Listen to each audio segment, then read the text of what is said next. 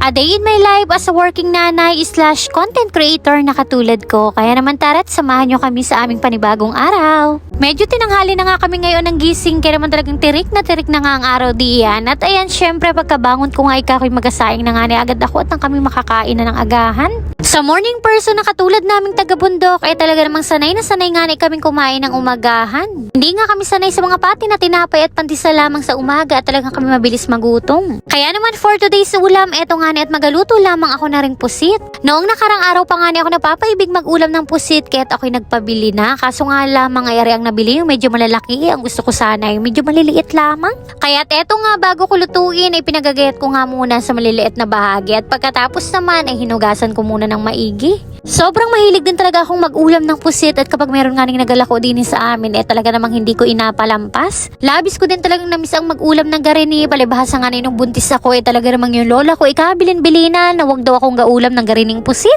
Paano baga naman sabi ng inay kapag nag-ulam ako ng garini habang buntis ay magabagutiman daw yung anak ko sa itim? Ay gayon man din ho talaga kapag may kasama kang matatanda sa una, napakaraming kasabihan, paniniwala at mga kultura. Ay kaysa man din magalit at magsama pang loob ay di, wag nakaku ay anong agawin. At ayan, balik na nga muna kita din sa aking inaluto at nagisa na nga pala ako din ng sibuyas, bawang at saka nung kamatis. At ayan, kapag lumabas na nga din yung kanyang aroma at katas ay saka naman natin nilagay itong mga ginayat nating pusit. At saka naman ako nagdagdag diyan ng mga pampalasang sangkap katulad ng asin, ng paminta at saka itong mamasitas oyster sauce para sa tamang balanse ng tamis at alat. Halo-haluin nga lamang natin yan ng kaunti hanggang sa magisa-gisa at pagkatapos ay tinakluban ko na nga rin muna at papakuluan nga lamang natin ito ng mga ilang minuto. Yung garining pusit naman ay medyo mabilis din lamang maluto. Ayan nga na itong nakuluan na at medyo nag-iba na nga yung kulay ay malapit-lapit na rin yung maluto. At kapag ganitong malambot na nga ang pusit ay saka naman tayo diyan magdadagdag ng suka para hindi kumunat. At naglagay rin nga pala ako diyan ng 2 kutsaritang asukal para medyo manamis-namis. Nagdadagdag din pala ako dito nitong siling berde para naman may kaunting sipa. At ayan, hinalo-halo ko nga lamang ng kaunti at luto na rin nga itong ating ginisang pusit.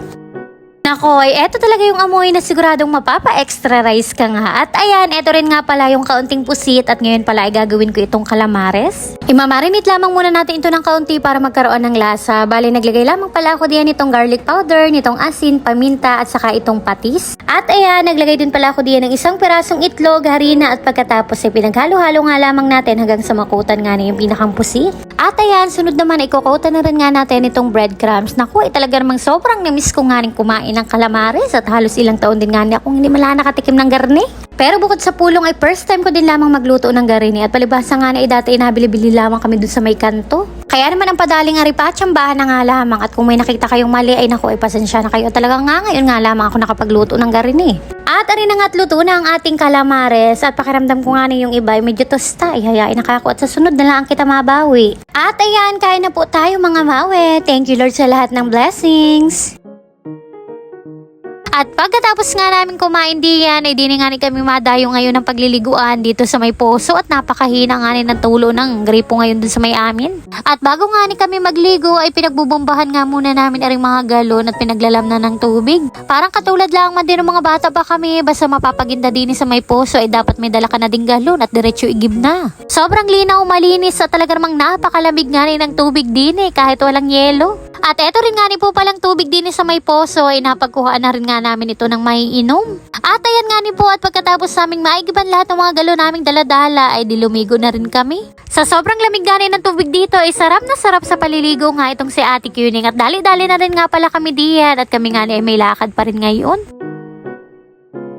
Kinahapunan naman ay mapunta nga pala kami ngayon ng Calapan City at meron lamang kami ngayong lakad doon. Kasama nga pala namin ngayon itong si Ate Kuning at si Alicia nga iniwan namin dun sa nanay ko. At sa mahigit 2 oras naming biyahe ay nakarating na rin kami dito sa may Calapan at dito nga pala kami unang pumunta sa may City Savings. Nagbayad lamang pala yung asawa ko dun sa natitira niyang loan nung siya nga na ay nagaturo pa. Mabilis din lang naman yung naging proseso at dumiretso na rin nga kami dito sa may Robinsons. Napagbalakan nga pala naming mag-asawa ngayon na manood ng sine dahil medyo matagal na panahon na rin nga na yung huli naming panood. At kapag rin nga ning nanonood ng sine ay masarap nga na yung merong inangot-ngot kaya ayan bumili nga muna kami ng makakain namin dun sa loob. Bumili nga lamang ako nito mga paborito kong tinapay dini at eto nga yung asawa ko ay nagpabili din na rin ni siopaw. At ayan, pagkatapos nga naming makabili ng mga kaunting ngut-ngutin ay umakyat na rin nga kami dito sa may taas taas. At dinin na rin nga kami dumiretso sa may counter area para bumili ng ticket. 3 nga pala kami at ang pinagbayaran namin diyan ay total of 800 pesos. Humirit pa nga ang asawa ko at nagpabili pa rin nga nitong popcorn. At ayan, dumiretso na rin nga kami dito sa may loob.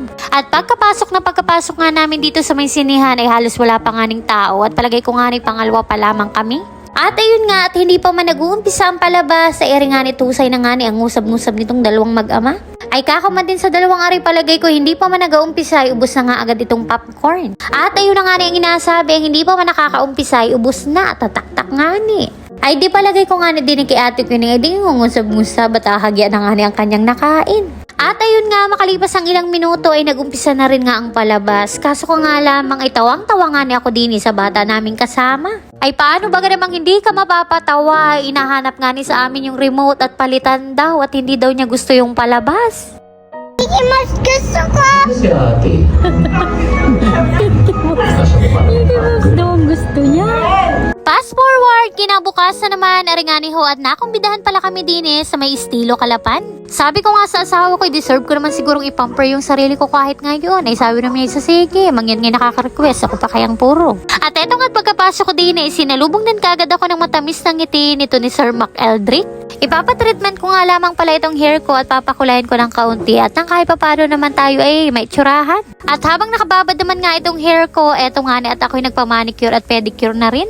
At dahil paminsan-minsan nga lamang ito'y sinulit-sulit ko na at kako'y mga ilang buwan pa nga uli bago maulit. Inoferan din nga nila ako na magpaputs pa, kaya't ayan, kako'y first time ko nga lamang are, pero kako'y nakaka-relax pala ang garin Nahiya pa nga ako ng kaunti diyan kay ate at kako'y pasensya na at first time lamang talaga at yung paa ko nga nilaking tubigan yan, kaya makapal. Sobrang sarap din pala talaga sa pakiramdam yung ganitong bagay at talaga namang nakaka-relax, lalo pa nga at libre. Sabi ko rin nga ni Dian sa asawa ko, deserve ko rin naman siguro paminsan-minsan yung mga garining bagay at nang kakoy kahit pa paano na may maitsurahan. At eto na nga yung final look ko ngayon at kakoy sobrang nagustuhan ko nga ng aking aura ngayon at sana lamang talaga ay araw-araw ay ganito tayo ka-fresh. Anyways, thank you so much pala dito sa humawak ng buhok ko ngayon kay Sir. Nalimutan ko nga lamang yung pangalan niya pero napakagaling niya. At sobrang maraming salamat na rin nga po pala dito sa Estilo Calapan City for inviting me here. Ganyan din nga ni sa kanilang mga staff na talaga namang napakagaan ng kamay at napakahuhusay. And yun lamang muna nga ni po for today's video. Maraming salamat po sa inyong panonood. God bless.